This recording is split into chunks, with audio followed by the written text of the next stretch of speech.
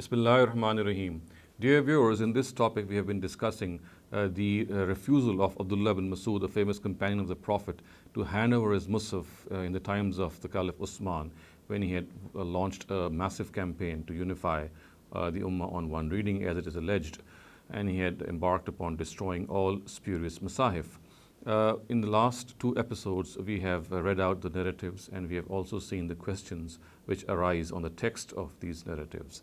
Today, inshallah, we'll begin analyzing the chains of narration of all those 18 categories of narratives in which various people report this refusal in various forms. And we begin with the first of these categories. If you recall, the first of these categories was reported by Abu Sha'sa. So you can see the chart being displayed before you. The person who narrates from Abu Sha'sa is Habib ibn Abi Sabit. So Ibn Hajar in his Taqrib al-Tahzib says that Habib ibn Abi Sabit is siqa and an eminent jurist, but does a lot of irsal and tadlis. And all the narratives, yours, all the variants of these narratives, which you can see in the chart before you, have his an'ana. So therefore, it is clear that this is a mu'an'an narrative because of Habib ibn Abi Sabit. Now, you can also see two chains on the right and left of Habib ibn Abi Sabit. One of them starts from Amr ibn Sabit, and the other one from Al-Amash. So we shall also see the flaws presently in these chains of narration. Now, as far as Amr ibn Sabit is concerned, he is very weak. Ibn Hajar has recorded the following information about him in his Tahzib al-Tahzib. He says that Hasan ibn Isa said that Ibn Mubarak has forsaken his narratives, taraka hadithahu. Ad-Duri says that Yahya ibn Ma'in called him ghayr sikha. Abu Zur'a says that he's Za'if al-Hadith, and so does Abu Hatim. The latter has further added, Yuktabu hadithuhu kana radiyur rai shadid al-tashayyu. Al-Bukhari says that he's laysa bil-qawi indahum. An-Nisai says that he is matruk al-Hadith. And Ibn Habban says that he narrates fabricated narratives from trustworthy people. So this is the jar on Amr ibn Sabit. Now, as far as Al-Amash is concerned, Al-Amash reports from Habib ibn Abi Sabit al-Kufi, as you can see. And according to Mizan al-I'tidal, as recorded by Ibn Hajar in his Tahzib al-Tahzib, he is a mudallis and does tadlis from weak narrators. We have pointed out a number of times before this regarding Al-Amash. And he would not know them.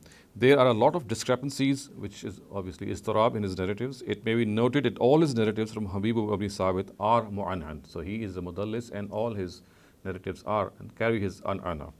Now, according to Usman ibn Sayyid al-Darimi, Al-Amash is at times guilty of the worst form of tadlis, which is the tadlis of tasbiyah, and this has been recorded by Usman ibn Sayyid al-Darimi in his Tarikh of Yahya ibn Ma'in.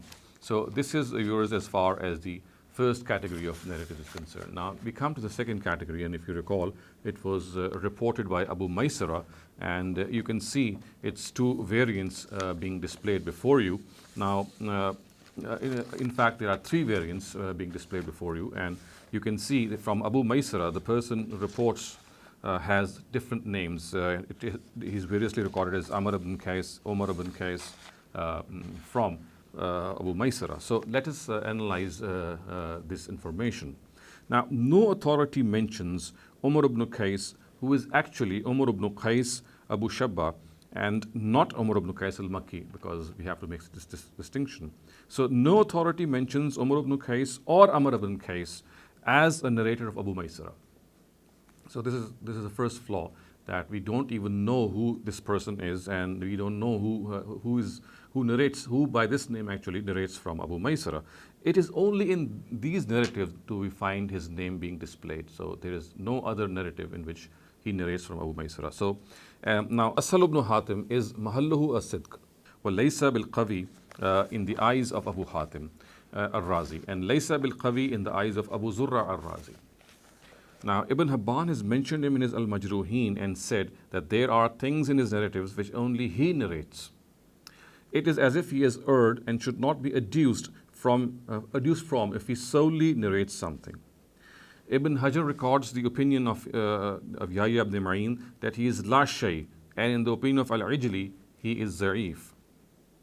Isa ibn Ahmed al-Asqalani is Saduq in the eyes of Abu Hatim. You can see these narrators being marked in front of you on the screen. So Isa ibn Ahmed al-Asqalani is Saduq in the eyes of Abu Hatim, and in the opinion of Al-Khalili, as recorded by Ibn Hajar in his Tehzib al-Tehzib, reports narratives solely reported by him. So he reports narratives solely narrated by him. So Ibn Hajar in his Taqrib records his opinion about him thus: Siqa and Yughribu. And about Muhammad ibn Abdullah ibn al-Musanna, the opinion of Abu Dawud as recorded by Zahabi is تغير تغيرا شديدا, which obviously refers to his very scanty memory. Now, it may also be noted that the chains of narration which are recorded by Al-Hakim and Al-Tabrani are broken. So the last two chains, you can see they are broken. And why? Because Al-Musanna ibn Mu'az died in 228 Hijrah at the age of 61. And this means that he was born in 167 AH, and this fact has been recorded by Ibn Hajar in his Taqrib al-Tehzib. Ibn Hibban records that Abdullah ibn Aun died in 151 AH. This he recorded in his Mashahir Ulama al-Ansar. So viewers, we can clearly see that in the presence of this data, the last two chains are broken, while the other ones have flaws which I have just narrated before you. So viewers, we now move on to the third category, and this has been reported by Masruq ibn Ajda. And in all the variants, we find either Al-Mughira ibn Miqsam or Al-Amash narrating.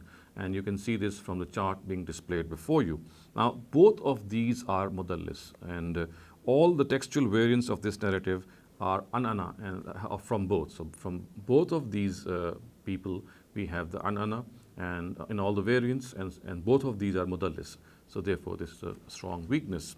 Now, we have already pointed out some details about Al-Amash and various talks and categories, and even in the previous one.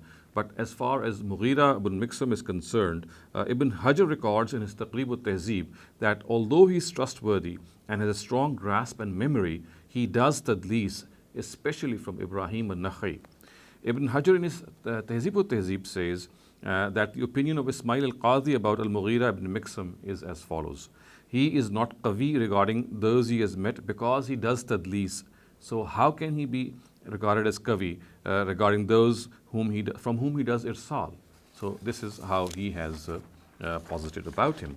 Now, Ahmed ibn Hanbal's opinion about Abu Awana al-Wadha ibn Abdullah, as recorded by Ibn Abi Hatim, is that he is trustworthy when he narrates from his book, but when he narrates from his memory, he at times errs. And this has been recorded by Ibn Abi Hatim in his Al-Jarh wa Ta'dil. Now, Muhammad ibn Usman ibn Abi Shayba, as is being indicated before you on the chart, is suspect in the eyes of some authorities. Ibn Hajar records that according to Abdullah ibn Ahmad ibn Hanbal, he is a liar. And Ibn Kharash says that he fabricates narratives. So you can see this opinion of Ibn Hajar being recorded, and this is recorded in his Lisan al-Mizan.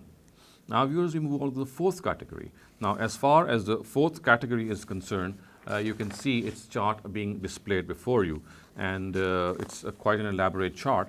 Now, we will analyze each of the personnels which are not that sound as found in these chains of narration. Now, the first of them is Khumair ibn Malik al-Kufi. Now, according to Abu al-Fadl al-Harawi, there are two Khumairs. One who is Ibn Masud's companion, from whom Abu Ishaq narrates, and the other is Khumair ibn Malik al-Shami, from whom Abdullah ibn Isa narrates. And this information has been recorded by Al-Harawi in his Al-Mu'jam fi Mushtabih Asami al-Muhaddisin. Ibn Hajar, however, in his Ta'jib al-Manfa'a says that besides Abu Ishaq, Abdullah ibn Qais also narrates from the first mentioned Khumair. In spite of a lot of search, I have not been able to find any narrative of Abdullah ibn Qais from Khumair. Now, if there is none, then Khumair is Majhul al-Ain, since only Abu Ishaq as-Sabi'i reports from him. It may further be noted that Abu Hatim and al-Bukhari have mentioned Abu Ishaq as the only narrator who narrates from Khumair. So this goes to the belief that he is a Majhul person. Now, it may also be worthy of to note that Shoaib al-Arnaout has pointed out that, among others, Ibn Habban in his As-Siqat and Ibn Hajar in his Tajir al-Manfa'a have erroneously equated the two Khumairs to be the same. And in both these books, the name of Abdullah ibn Isa has been mistakenly changed to Abdullah ibn Qais. Another important point worthy of note is that there is no jar or ta'dil available on Khumair ibn Malik, except that Ibn Habban has mentioned him in his As-Siqat. It may be noted that in the chain given by At-Tusi in his Al-Imali, Ibn Makhlad is Muhammad ibn Muhammad ibn Makhlad, and Abu Amr is Abu Amr Usman ibn Ahmad ibn Abdullah ibn Yazid ad-Daqqaq, also called Ibn Sammak, and Khumair ibn Malik is Hamza ibn Malik in Shiite Rijal books. So this is as far as Khumair is concerned. Now let us move on to the next person, and he is Abu Ishaq as-Sabi'i. He is a mudallis as recorded by Ibn Habban. All the variants are the an'ana of Abu Ishaq. As a result of this tadlis, Az-Zahabi records on the authority of Jarir ibn Mughira that he is not a trustworthy person from what he reports from the Kufans. And this narrative is from Khumair ibn Malik al-Kufi. So Khumair ibn Malik is a Kufi. Az-Zahabi also records the opinion of Al-Fasawi that in the opinion of some scholars, he had a bad memory, as a result of which they had abandoned him. So this has been recorded by him. Now, viewers, the third person of this fourth category that we shall discuss is Sufyan ibn Sa'id al-Sawri. And he is a person, although he is regarded to be a very famous and a very giant personality in matters of Rijal, yet he does tadlis, and all his variants of this narrative have his an'ana. So he is a mudallis, and I have expressed this opinion a number of times that a person who is a mudallis and he does an'ana, then his tadlis, however great he may be, cannot be tolerated. And here in the case, the same is the case. So therefore, in my opinion, Sufyan Sawri's tadlis impugns him severely. So viewers, the fourth person that we are going to discuss is Israel ibn Yunus. Now, though many authorities regard him to be reliable, yet Al-Mizzi records that Ali ibn Madini says that he is zarif, and as per one opinion attributed to Yaqub ibn Shayba, he is laysa bil kawi fil hadith wala bis saqit, which means that he is not neither a person who should be abandoned, nor he is a person who is that strong in matters of hadith. Now, the fifth person that I'm going to discuss is Amr ibn Sabit, and since the jarh on him has already been mentioned when we were discussing category number 1, I'm not going to point this redo the jarh on him. You can just re-listen to what has been recorded regarding Amr ibn Sabit. So these are the 5 people who are impugned in these variants. Now let us move on to the 5th category of narratives, and we know that these narratives, or the 5th category, consists of 2 types, and you can see that both these narratives are being displayed before you, and this 5th category is actually reported by Zir ibn Hubaysh. So let's now analyze these variants. Now, as far as the first one is concerned, in all the variants of the first category of narratives, Al-Amash reports from Abu Razin Masud ibn Malik, who is a Kufan. Critique on Al-Amash has already been referred to above, and we know that he is weak in matters from what he reports from the Kufan narrators. And it also may be reported that all his narratives from Abu Razin are mu'annan. We know that Al-Amash is a mudallis, and all his narratives from Abu Razin are mu'annan. Moreover, Usman ibn Muhammad ibn Abi Shayba has been mentioned by Al-Uqayli in his Zu'afa, and Ibn Hajar's opinions about him is lahu awham. So both of these opinions can be looked up in either the first of them in Al-Uqayli's Zu'afa and the second one in Ibn Hajar's Taqrib al-Tahzib. Now the second point, viewers, in this regard is that in all variants of the second category of narratives, Asim reports from Zir, and from him there are 5 narrators. So if we are now discussing the second variant, and Asim is a suspect narrator here, and he reports from Zir, and from Asim the following 5 narrators report this narrative: Abu Awana, Hamad ibn Salama, Zaida, Salam ibn Sulaiman, and Abu Ayyub al-Afriqi.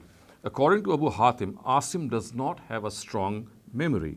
Al-Mizzi records that according to Ibn Kharash, his narratives contain strange things, and Abu Ja'far al-Luqayli and Ad-Darqutni say that he has a bad memory. So this is as far as the fifth category of narratives are concerned. Now let us move on to the sixth category, and you can see the sixth category being displayed before you. And as far as the narratives of the sixth category are concerned, you can see that the chart is basically a comprehensive chart, which is the first one, and then we have a second chart also, which consists of a single narrator. Now, in all except one narrative of the first category, Al-Amash reports from Shaqiq ibn Salma al-Kufi, as you can see in the chart.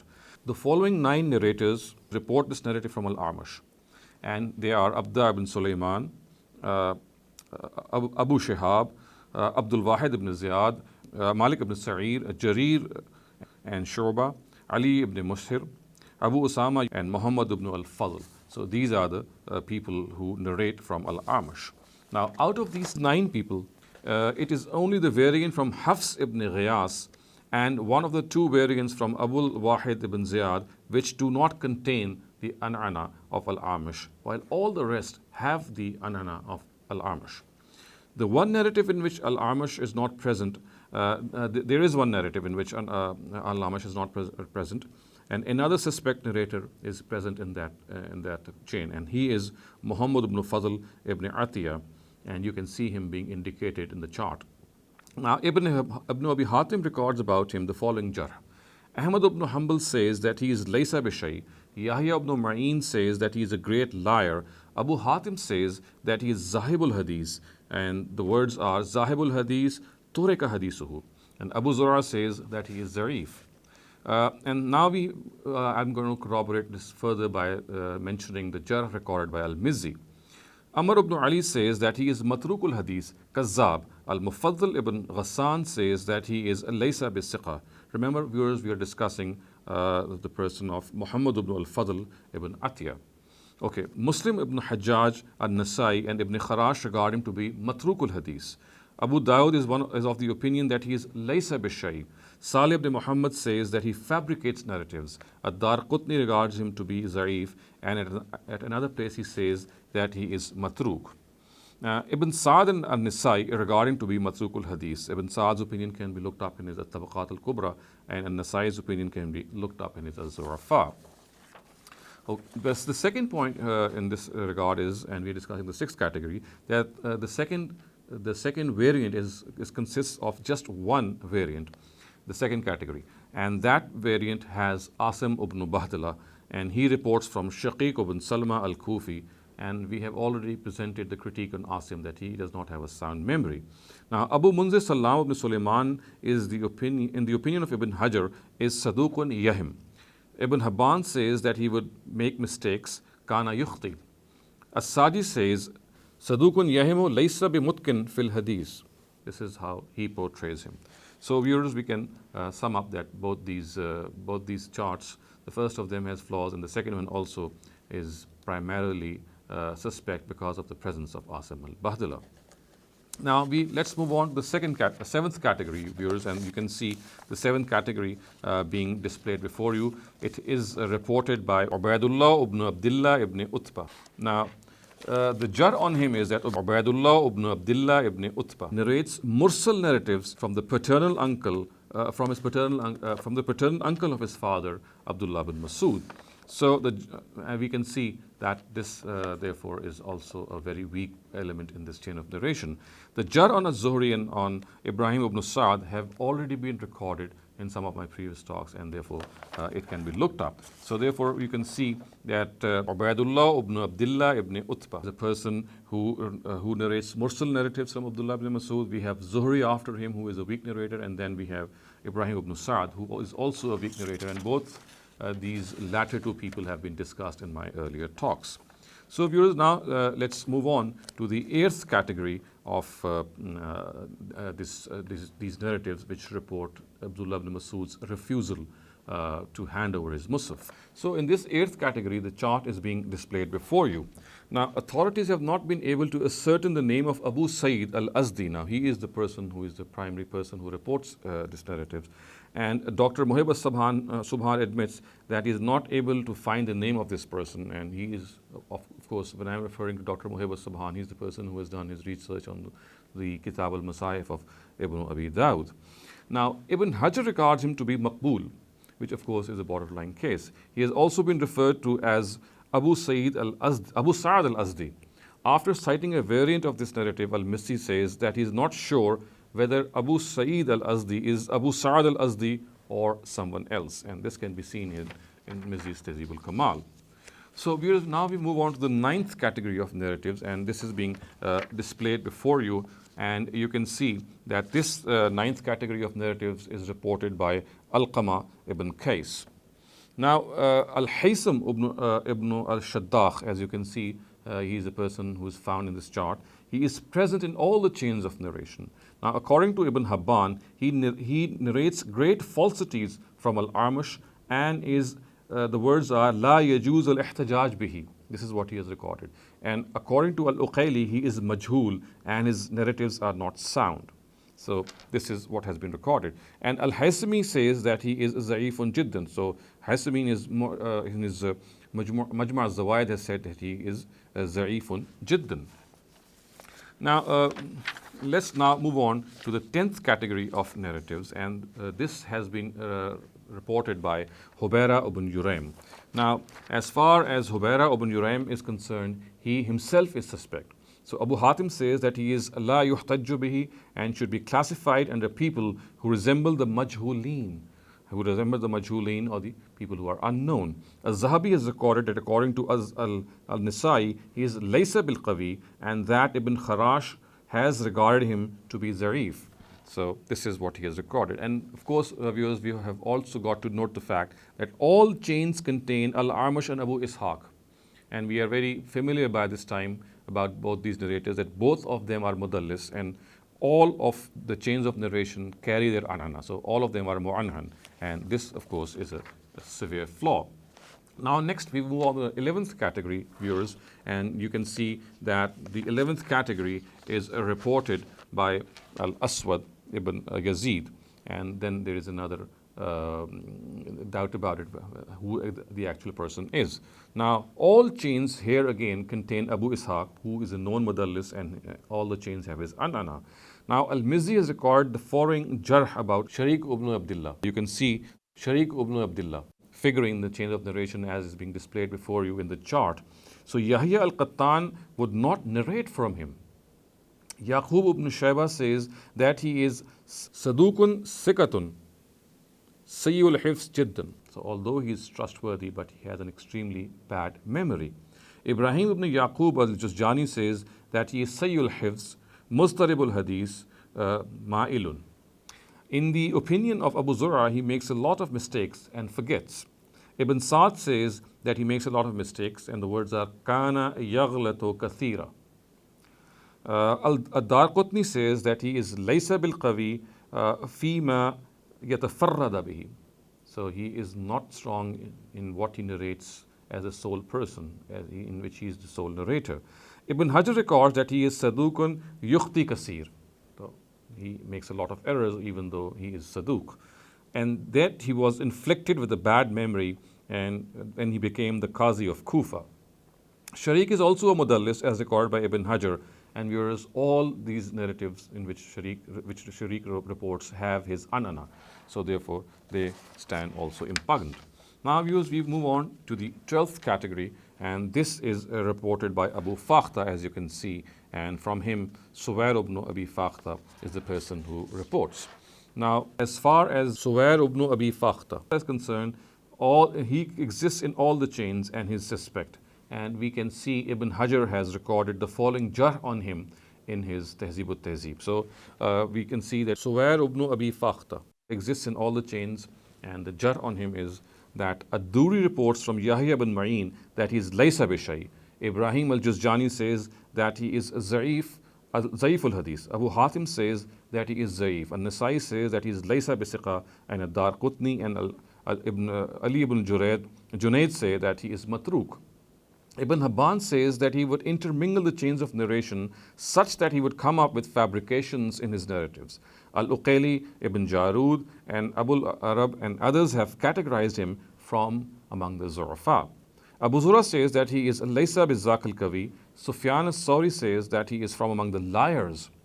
Amr ibn Ali says that Yahya and Abdul Rahman ibn Mahdi would not narrate from him. Ayyub al-Sakhtiyani says, Lam yakun mustaqimun mustaqim al-sha'n. Lam yakun mustaqim al-sha'n. Bukhari has recorded in his Tariq al-Awsat that Sufyan ibn Uyana would impugn him. Al-Ijli at one place says about him that he is la ba'sa bihi, whereas at another place he says about him, yuktabu hadithuhu wa huwa za'if. Yaqub ibn Sufyan's opinion about him is Layinul Hadith, in the opinion of Al-Juzjani, as narrated from him by Ibn al-Jawzi in his Az-Zu'afa, he is Laysa bis-Siqa. So we find a plethora of opinions about Suwair ibn Abi Fakhta, and we can see how badly affected his personality is. Now we move on to the 13th category, and this has been reported by Zazan Abu Umar, as you can see, Zazan Abu Umar. Now, all chains contain Zazan Abu Umar, who is suspect because he is the person who's the person who narrates this narrative. And according to Ibn Habban, in his Mashahir Ulama al-Ansar, he would not be certain of what he is saying. So the words are Yahimu fi shay ba'da shay. According to Ibn Habban in his Siqat, he would err greatly, he would make a lot of mistakes. However, according to Ibn Hajar, Ibn Ma'in, Ibn Sa'ad, and Al-Ijli, and some other authorities have also regarded him to be trustworthy. So, the next point of criticism on this 13 category is that, as recorded by Az-Zahabi in his Al-Mughni fi Zurafa, Yahya ibn Salim has been regarded as Za'if by Ad-Darqutni. So you can see him figuring in this chain of narration, and he's regarded to be Za'if by Ad-Darqutni. Ibn Sibt ibn Ajmi records in his Al-Kashf al-Hasis that Ubayd ibn Kasir is regarded as Matrukul Hadith by Al-Azdi. So he is also figuring in this chain of narration, as you can see by the arrow indicating him. Ad-Darqutni and Az-Zahabi, the actual fact is that Ubayd ibn Kasir is regarded as Matrukul Hadith by Al-Azdi, by Ad-Darqutni, and by Al-Zahabi. And Ibn Habban has recorded him in his Al-Majruhin and has said that he is worthy of not being adduced from. So he is not even a person who can be adduced from.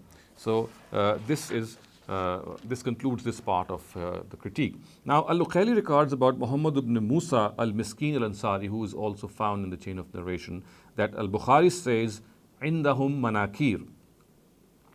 Ibn Hajar has also recorded that in the opinion of Al-Bukhari, he is Munkarul Hadith. Ibn al-Jawzi says that in the opinion of Ar-Razi, he is Za'if. Ibn Habban says that he would steal hadith from him and that he would report fabricated narratives from trustworthy narrators. And this opinion has been recorded in Al-Uqayli al-Zurafa al-Kabir and Ibn Hajar's Lisan al-Mizan, these opinions that I've just referred to. So, another point of criticism in this regard is that Amr ibn Jarir al-Bajli has been recorded by Ibn al-Adi in his Al-Kamil fi al-Zurafa. He comments on him by saying that some of his narratives are manakirul asnad wal matan. So both the matan and the isnad is inflicted by manakir. So viewers, we now come to the 14th category of narratives in this regard, and this is it consists of a single chain of narration, and it is recorded by a Tusi. And I will restrict myself in criticizing or in critically analyzing this chain of narration through Shiite Rijal works, because this has been reported by a Tusi. And although people like Abu Qubaysa, Safwan ibn Qubaysa, and Abad ibn Yaqub, and Abu al-Mufaddal, Muhammad ibn Abdullah, they are regarded as suspect by Sunni authorities, but nonetheless, I'll confine myself to criticism by Shia Rijal authorities. Now, as you can see, viewers, and from the chart being displayed before you, there is an unknown group of people between At-Tusi and Muhammad ibn Abdullah. So this, of course, brings or casts a big question mark. The second point of criticism in this regard is that Abul Mufazzal Muhammad ibn Abdullah Shaybani is suspect according to Rijal authorities. Now I'm going to record the opinion or recite the opinion of Ibn al-Ghazayri before you. And he says that Muhammad ibn Abdullah ibn Muttalib al-Shaybani Abul Mufaddal وضاع كثير المناكير رأيت كتبه وفيها الأسانيد من دون المتون والمتون من دون الأسانيد وأرى ترك ما ينفرد به. So the translation of this is that he is a fabricator and his narratives have a lot of strange things. I have seen his books and in it are chains of narration without texts and texts without chains of narration. My opinion is that what is only reported from him solely should be forsaken. Similarly, viewers, Ibn Dawud and Tusi write that he has reported many narratives. However, one group of our authorities regards him as weak. So Ibn Dawud in his Rijal and Tusi in his Rijal, both of them have recorded this statement. And Najashi says that he initially was trustworthy. However, later he was afflicted with a bad memory. He says that most of the authorities regard him as weak and untrustworthy. And the words are رَأَيْتُ جُلَّ أَصْحَابِنَا يَغْمِزُونَهُ وَيُضَعِّفُونَهُ. So this is what Najashi has said in his Rijal. Now viewers, we move on to the 15th category in this regard. And you can see that the 15th category, the chart being displayed before you, Hamza ibn Abdullah is the person who says Balagani. And therefore, viewers, in the very outset, this is a mursal narrative because Hamza ibn Abdullah, according to Ibn Hajar, belongs to the third tabaqa. So this mean that there is no ittisal between him and the events that he is narrating. Now there is another flaw as well in this chain of narration, and that is that the narrative mentions Yaqub ibn Abdul Rahman narrates from Hamza ibn Abdullah. Now Al-Mizzi has specified that this is not correct because in between the two, in between Hamza ibn Abdullah and Yaqub ibn Abdul Rahman, there is the person of Musa ibn Uqba. So therefore he has been missed out here, and therefore the narrative cannot be regarded as trustworthy.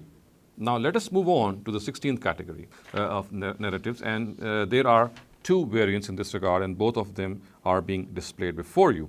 Now, as far as the first of them is concerned, you can see it is from Ibrahim al-Nakhai, and from him Ibrahim ibn Muhajir narrates, and then the rest of the narrators. And the next variant we find, it is also from Ibrahim ibn Nakhai, and from him Al-Ma'amash narrates. Now, the fact of the matter is that both these variants are broken. They are munqata, because Ibrahim ibn Nakhai never met Abdullah ibn Masud. Ibrahim ibn Nakhai was born in 50th Hijrah, and we know that Abdullah ibn Masud died in 32 or 33 Hijrah. So there is no possibility of the two meeting, and hence both these narratives and both these variants, because they have been reported by Ibrahim al-Nakhai, they stand as munqata. Now, in the first of these, this is besides what I've just said. What I'm just going to say is further adds to the suspect nature of the narratives. Besides being munqata, what I'm going to further add is that Ibrahim ibn Muhajir has been regarded as weak by some authorities. Ibn Hajar says that he is sadukun layyinul hifz, and Al-Mizzi records, according to Yahya ibn Sa'id al-Qattan, he is lam yakun biqawi. Yahya ibn Ma'in says that he is zarif. An-Nisai says that he is laysa bil qawi fil hadith. Ibn Adi says hadithuhu yuktabu fi zu'afa. So his narratives have been mentioned among the zu'afa. Now, this information, as you can see, has been mentioned in Al-Mizzi's Tahzib al-Kamal. Now, Ibn Abi Hatim comments on him that he is laysa biqawi yuktabu hadithuhu wala yuhtajju bihi. And Ibn Hibban records he is kasirul khata, and that it is desirable that one abstains from narratives solely narrated by him, and that he, Ibn Hibban, does not like adducing from narratives even in which besides him there are other trustworthy narrators, because he abundantly reports makloob narratives. So this is what Ibn Hibban records, and we know that he is a person who is very lenient in his jar, and even a person like him has said these words. Now, in the second of these chains of narration, there also exists the anana of Al-Amash, and we know that he is a mudallis. So, viewers, besides the fact that both these variants are broken, this is some further information that I have given in this regard. And this completes our jar on the 16th narrative. So, viewers, now let's move on to the 17th category of narratives. And as you can see from the chart being displayed before you, Abdul Ala ibn al-Hakam is the person who is narrating these narratives. Now, according to Al-Bukhari, Abdul Ala ibn al-Hakam has heard from Abu Musa, Ibn Masud and Huzaifa. And according to Ibn Abi Hatim, he has heard from Ibn Masud and Huzaifa. However, although he has heard from Ibn Masud, we do not find any jar or ta'dil on him. Moreover, in the opinion of Ibn Habban, Kasir ibn Hisham, Kasir ibn Hisham, who also figures, as you can see in the chain of narration as being indicated by the arrow, that Kasir ibn Hisham is yukhti wa yukhalaf. So he is a person who makes error and whose narratives are contradicted by other narratives. And now we move on to the last category of narratives, and this you can see is being reported by Murrah ibn Shurahbil. Now, Murrah, the basic flaw in this narrative is that the chain is broken because Murrah has not specified his teacher. It is also narrated by or recorded by Ibn Hajar that Hussein ibn Abdurrahman had a bad memory. So Ibn Hajar says Hussein ibn Abdurrahman, who is the person who reports from Murrah, he had a very bad memory. So viewers, this concludes our analysis of the chains of narration of all these 18 categories, and I know it would have been some burdensome listening for you because of the fact that these chains of narration are something which requires some technical knowledge as well. But I had to read out and I had to posit before you this weakness in the chains of narration. We have already seen in my earlier talks that this narrative or these narratives in which Abdullah ibn Masud's refusal to surrender his Mushaf, they stand on extremely frail grounds. The questions which arise on the text of this narrative or these narratives are so strong that unless they are answered, we cannot accept them. And the information which has come before you today regarding the chains of these 18 categories is just an addition to the fact that what is so weakly reported, which has such strong questions on the text of narration, these narrations or these narratives have so weak and such weak variants, chains of narration as well. So we are only adding some additional information to the critique of our matan criticism. And I've already pointed out in my previous talks and my earliest talks as well that the primary criticism on our in our primary manner of critique in our methodology is that we shall take a look at the questions which arise on the matan of the narrative, and if they arise, then of course the sanad criticism or the isnad criticism only stands in support. And in the presence of this detail that I have just pointed before you in my previous talks which relate to the matan criticism and this talk which relates to the isnad criticism, my own conclusion is that none of these narratives is worthy of being accepted. أقول قولي هذا واستغفر الله لي ولكم ولسائر المسلمين والمسلمات.